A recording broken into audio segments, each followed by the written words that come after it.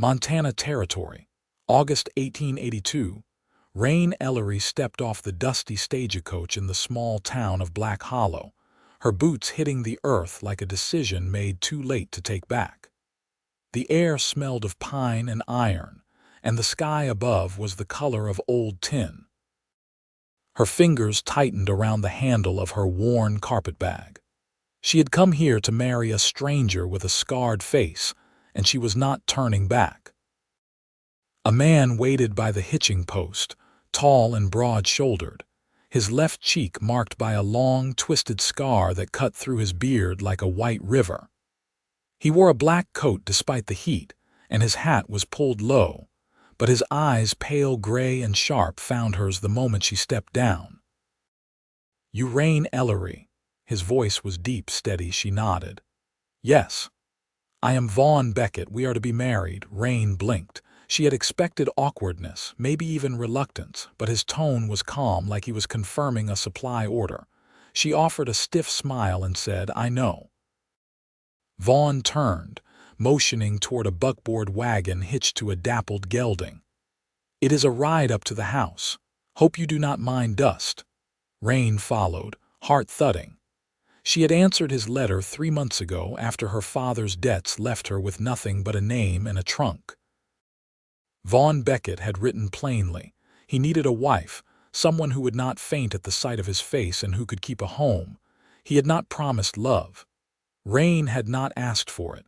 As the wagon rolled out of town, she glanced sideways at him. His hands were large, calloused, but clean.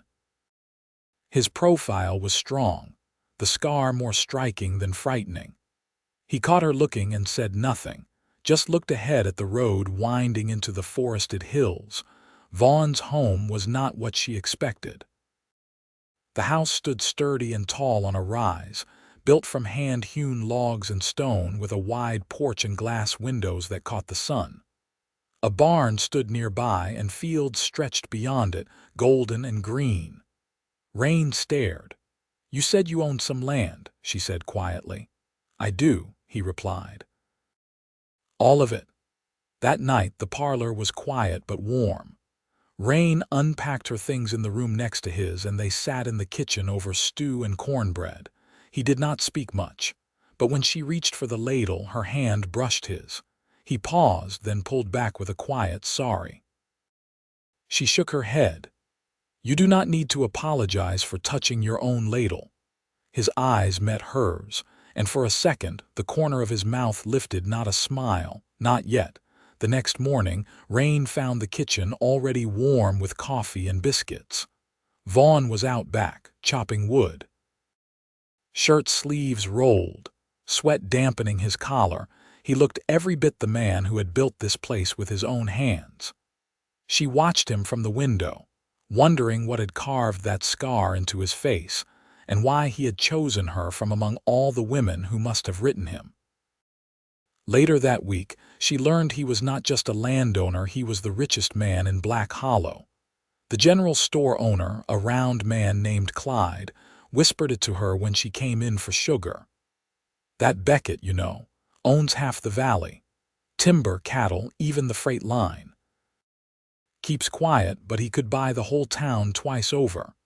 Rainne stared at the paper-wrapped parcel in her hands. "He never mentioned any of that. Does not like people fussing over it." She walked home slower that day, boots kicking up dust along the road. He had never bragged, never once mentioned money.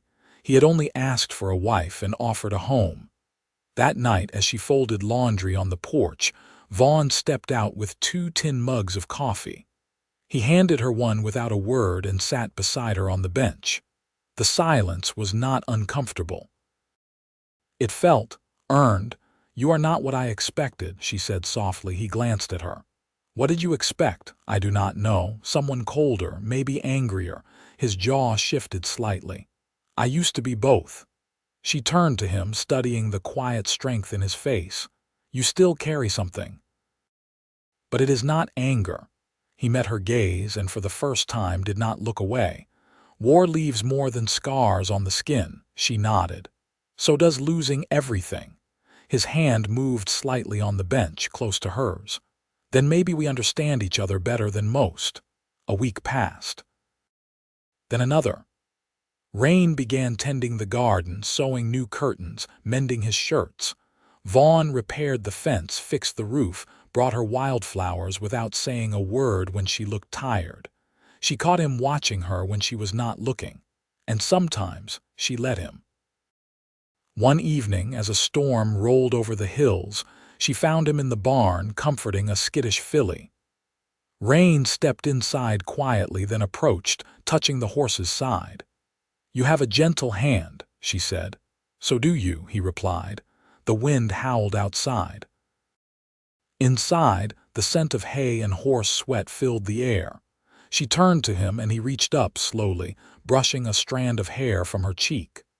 "I do not want to frighten you," he said. "You never have." He looked at her for a long moment. Then, carefully, he leaned in and his lips met hers, soft, hesitant, real. They stood in the quiet barn, rain pounding the roof, and kissed like they had waited a long time to feel something real again. The next morning, she woke to find a small wooden box on the table. Inside was a ring, simple, gold and beautiful. When she looked up, he was watching her from the doorway.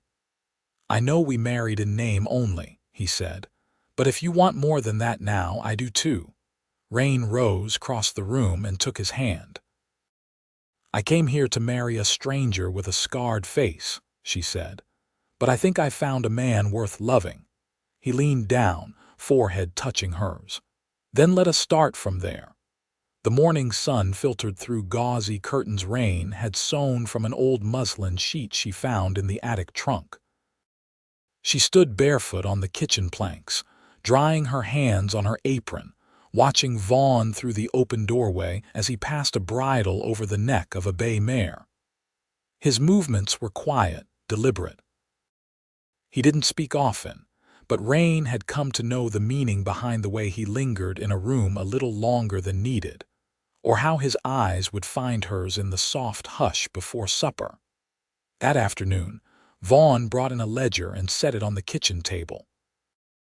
He smelled of cedar and leather, and his coat had a streak of clay dust along the hem.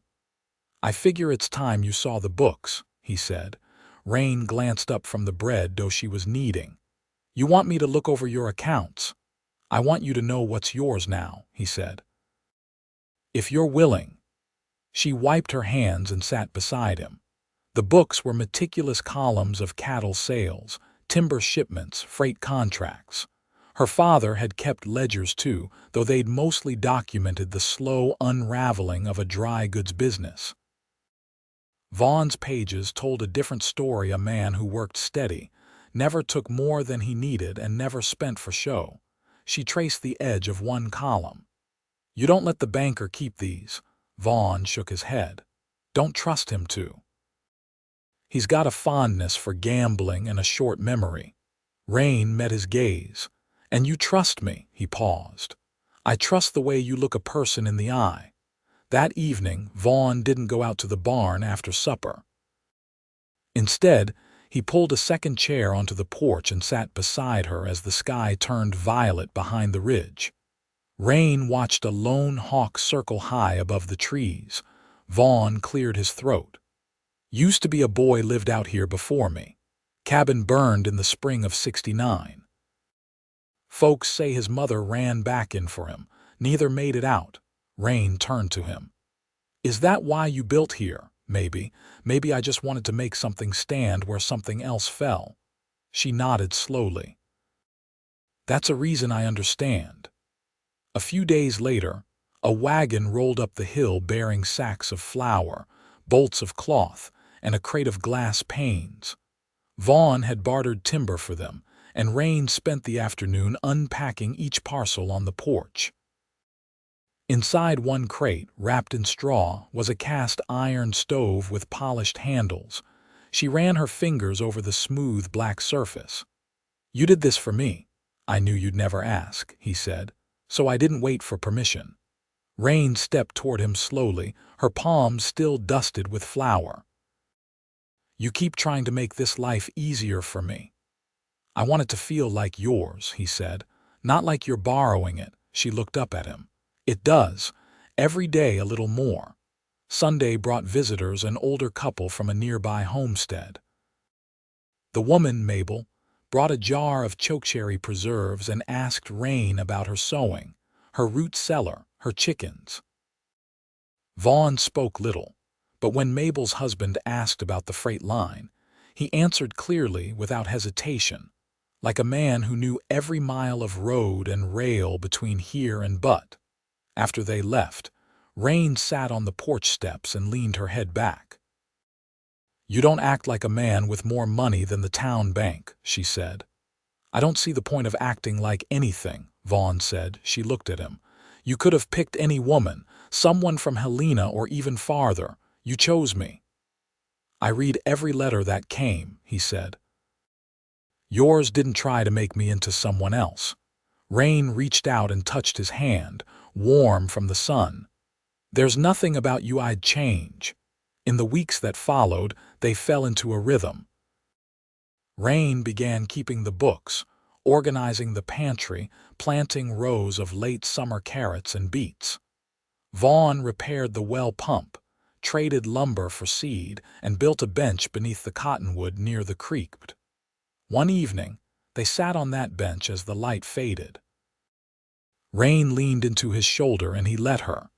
His arm came around her back, resting there like it belonged. She tilted her head. "Is there anything you miss from before?" Vaughn's voice was low. "Sometimes I miss how it felt to not be afraid of losing something." Rainne turned to face him, her eyes searching his. "You're not alone anymore." He touched her cheek, thumb brushing gently beneath her eye. "I know, that's why it scares me." She took his hand in both of hers. "We'll hold this together." He nodded once. "Then we'll hold." That night, he didn't sleep in the room down the hall. He settled beside her quietly, like it had always been meant to be that way. The storm that came through after midnight rattled the windows, but neither of them woke. Rainne stood in the orchard behind the house, her apron full of windfall apples. The late September air had turned brittle at the edges, and the leaves curled gold and rust above her. She walked slowly among the trees, pressing her palm to trunks as she passed. The orchard had been left to itself, for 2 long branches crowded, some fruit rotting where it fell, but it was still strong underneath, like something waiting to be tended again. Behind her, boots scraped across gravel. Vaughn stepped into view, carrying a wooden pail. "Thought I'd help with the last of them," he said. "Frost's coming soon." She nodded, brushing a strand of hair from her cheek. "I can't believe how many there still are. They just keep dropping." "They do that," he said, kneeling to gather what she hadn't reached. "Even when no one's here to pick them." She lowered herself beside him, sorting the good ones from the bruised. Her hands moved without thought, but her eyes stayed on him. "Did you always live alone here?" she asked. He paused, rolling an apple in his palm. "After I came back, yes. You never thought of bringing someone in?" "Hired hands, maybe. I tried once. A boy from down near Deer Lodge. He left in the middle of the night, said it was too quiet, said the trees made him feel watched." Rainne smiled faintly. "They do seem to lean in." "They used to make me feel safer," Vaughn said. "Now they just feel like they're waiting for something." She looked up at the branches curling above them. They were waiting for someone to look after them again. Vaughn didn't answer, but his shoulder brushed hers as he stood, and he reached to pull her up with him. His hand lingered an extra breath before letting go. That evening, Rainne set the bruised apples simmering with vinegar and cloves. The scent filled the house, sharp and rich. She'd found her mother's preserving jars at the bottom of her trunk and scrubbed them clean until they shone. Vaughn worked at the table, carving a new axe handle with slow, careful strokes. The fire cracked steadily. "You ever miss the city?" he asked, still looking at the wood. Rainne stirred the pot. "I never lived in one. Just a town with too many saloons and not enough kindness." You had people there, my father, before he lost the store. After that, most folks stopped thinking we were worth the time. Vaughn set down the blade. You were, she turned to him, jar in hand. You didn't know me. I didn't need to, he said. There's a weight a person carries when they've been left behind. I saw it in your letter. I see it in you now. She felt the heat from the stove climb into her chest. And you, she asked. Who'd you lose? He didn't answer right away. The silence stretched long but not cold. My younger brother. He was 16, drank creek water that had turned bad. I buried him beneath the cedar out past the fence. I was away at the time, hauling freight east, came back a day too late. She crossed the room, fingers still damp from rinsing jars. You never told me. There's things a man learns to hold quiet, he said. But you're making room I didn't know I had. She reached out and laid her hand on his. We'll carry what we need to, together. The next day brought the carpenter, a man named Elbert with a crooked back and a voice like bent nails. Rainne had asked Vaughn if the back porch could be enclosed for winter, and he hadn't hesitated. She stood nearby with a kettle of coffee, listening to the hammering echo against the hills. Elbert glanced her way. You've done a fair bit already, Mrs. Beckett. House looks better than I remember, she smiled. It's starting to feel like it knows I'm here. He handed her a bent nail. It does. Wood remembers care. That night, Rainne found Vaughn in the loft above the barn, oiling the saddle leather. She climbed the ladder without asking, settling beside him on the worn planks. You ever think about what's next? She asked. He glanced at her, then at the saddle. I used to think about getting through the next winter, he said. Now I think about where to plant more wheat. I think about how much cloth we'll need if we ever have a daughter. Rainne's breath caught, but she didn't flinch. You'd want a girl, she asked. I'd want a child who looks at this place and sees home, he said. And maybe one who has your stubbornness. She leaned into him, their shoulders pressed close in the warm, hay-scented dark. I want that too, she whispered. The silence that followed was not empty. It was full of the things they hadn't spoken yet, but would. In the weeks that followed, the porch was finished, the cellar shelves filled, and the first snow fell in a hush. Rainne stood at the window one morning, watching it settle on the roof of the barn, soft as breath. Vaughn came up behind her, his hands warm on her waist. You've changed it, he said. She leaned back against him. So have you. They stood there, silent, watching the snow fall on the land they now shared, and neither of them felt alone. The snow held through November, crusting the fields and softening the lines of the hills beyond the house. Rainne moved through the rooms with a quiet steadiness, her days marked by the scent of drying herbs above the stove, the hush of wool brushing against wood as she spun new blankets by the fire.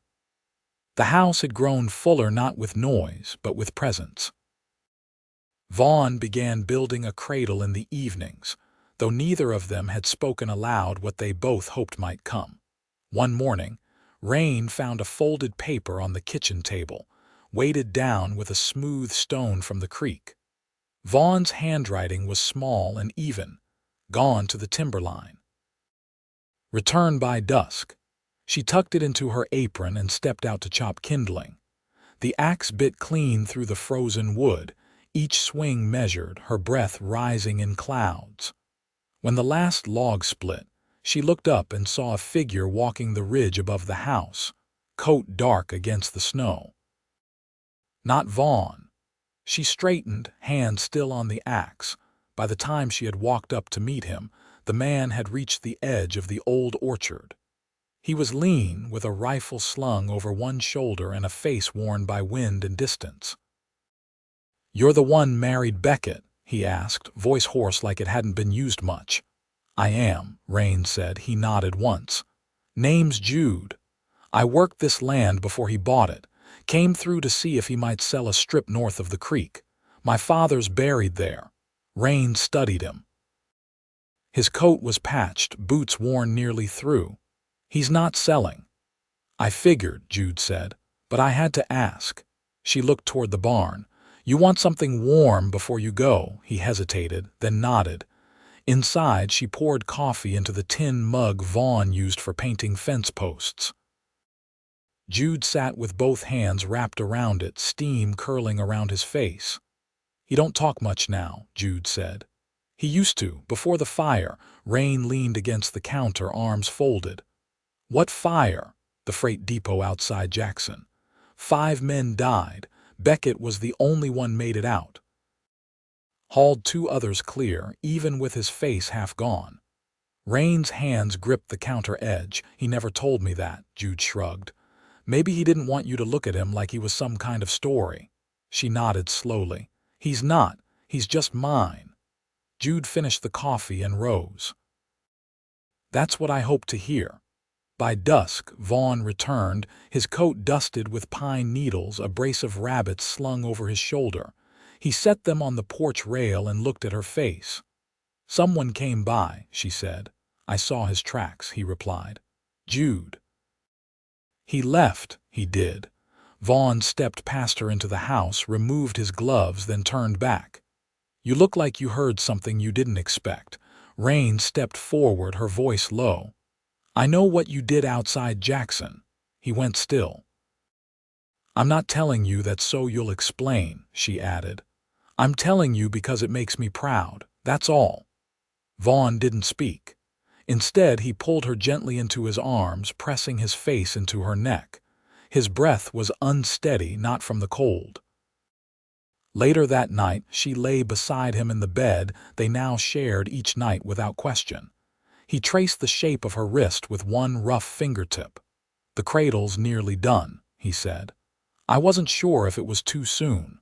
Rainne placed her hand over his. It isn't.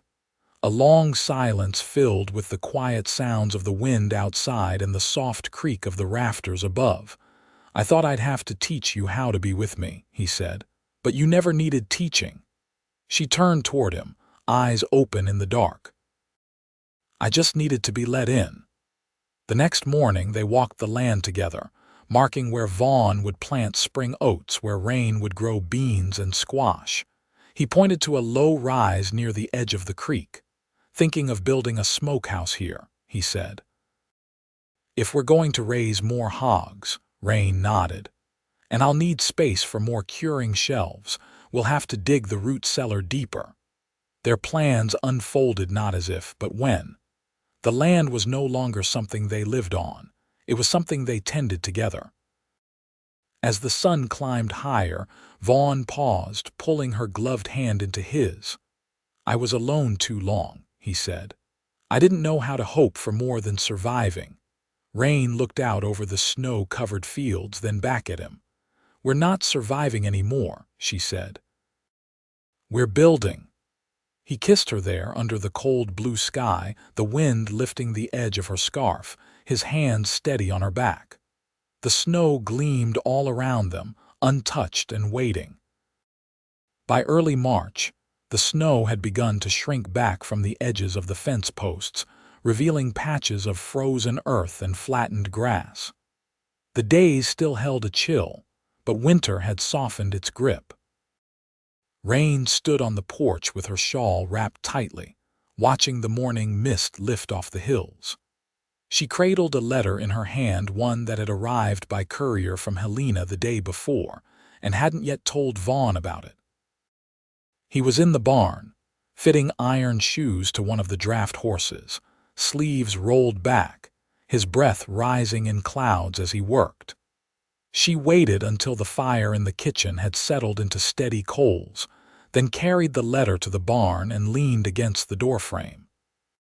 Someone wrote to me, she said. Vaughn straightened, brushing his hands over his trousers. From back where you were? No, from the academy in Miles City.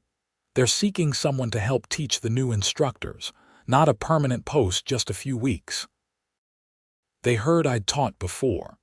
He stepped out from behind the horse, his eyes meeting hers without surprise. You miss it? I thought I didn't, she said, folding the letter. but reading their offer made something stir I hadn't felt in a long time. I don't want to leave. But I do want to go. Vaughn wiped his palms on a cloth and came to stand in front of her. Then you should, if it's what you need. I'd only be gone until the end of April if I left next week. He nodded once. I'll ride with you partway. Make sure the wagon's safe. Rainne searched his face. You aren't worried I won't come back. You're not the kind of woman who runs from what she's claimed. She stepped closer, laying her hand over his chest. You're the only thing I've ever claimed and meant to keep. They left 5 days later. The morning was clear, the ground soft with meltwater. Vaughn loaded her trunk into the buckboard and packed a satchel with smoked meats and oat cakes. They traveled east for a day and a half before parting near a trading post where she could catch a freight team the rest of the way. As he helped her down, she touched his face, her glove warm with the sun. I'll be back before the creek thaws, she said. Keep my place warm. He didn't kiss her not there in front of the postmaster and the drivers, but he rested his forehead against hers, his voice rough. I'll be here. Waitin', just like the trees. The weeks passed with steady letters. Rainne wrote of students full of nerves and ink-stained fingers, of a young woman named Elsie who asked questions that reminded her of herself before the mistakes, and the debt and the fire that had taken her family's store. Vaughn's replies were brief, but steady news of the lambing ewes, the sound of coyotes too near the chicken coop, a gifted feather fan from a crow elder he'd traded pelts with. When Rainne returned, the dirt road up to the house was rutted with thaw tracks and the orchard showed the first green buds. She stepped down from the wagon, skirts dusty, and looked up to see Vaughn on the porch, one hand shading his eyes. He didn't wait. He was already moving, boots thudding over the earth, lifting her down before she could speak. His arms wrapped around her like he meant to hold her through another winter. You cut your hair, he said into her shoulder. She laughed into his coat. Only the ends. They ate supper with the windows open. A pair of robins called from the fence line, and the scent of early lilac drifted from the edge of the orchard. Later, in the quiet of their room, Rainne traced the line of his jaw with 2 fingers. I kept thinking I'd feel torn. That I'd have to choose between the woman I was and the one I became here. You don't have to choose, he said. You're both. I want to teach again. Maybe a few months every year, just enough to keep that part alive, he nodded. And the rest of the time I'll be here, with you. For good. Spring deepened. Vaughn built a second coop for hens, and Rainne started a small schoolroom in the parlor, where children from nearby homesteads came twice a week to learn letters and sums. She taught them with chalk and slate, while Vaughn carved benches to replace the mismatched stools. On Sunday mornings, they sat together beneath the cottonwood by the creek, where the grass had greened and the breeze carried the scent of wet earth. One evening in late May, Vaughn came in from the barn with something wrapped in oilcloth. Rainne sat near the hearth, mending a tear in his summer shirt. I made you something, he said, laying the bundle in her lap. She unwrapped it slowly. Inside was a book bound in calfskin, the pages thick and blank. On the first page, in his careful hand, he had written, "For the stories you haven't told yet." Her eyes stung. I thought maybe, he said, rubbing the back of his neck, you'd want a place to put them. She rose and crossed to him, setting the book aside. Her arms slid around his waist, and she rested her cheek against his chest. I never thought I'd love a quiet life, she said. But with you, it's the only one I want. They stood that way as the fire faded to embers, the house warm with the kind of peace that came from choosing it day after day. Years passed. The schoolroom moved into a separate cabin Vaughn built beside the orchard. Rainne taught children who grew into adults and came back to visit with their own. Vaughn expanded the pasture, took on a young man to help with the cattle, and grew silver in his beard that Rainne traced with fondness each night. They never had children of their own, but the house was never empty. There was always something growing: peach trees that took root beside the apples, a patch of lavender Rainne planted behind the porch, a bench Vaughn carved with their names, tucked beneath the cedar where his brother rested. One autumn afternoon, after the last of the preserves had been sealed and the firewood stacked high, Rainne and Vaughn sat shoulder to shoulder on the porch, watching the leaves catch fire in the wind. "You think we did it right?" she asked. He reached for her hand, his grip still strong, still sure. "We did it quiet, and we did it true," he said. "That's better than right." And beside him, in the place they'd built from sorrow and steady hands, Rainne smiled, because it was.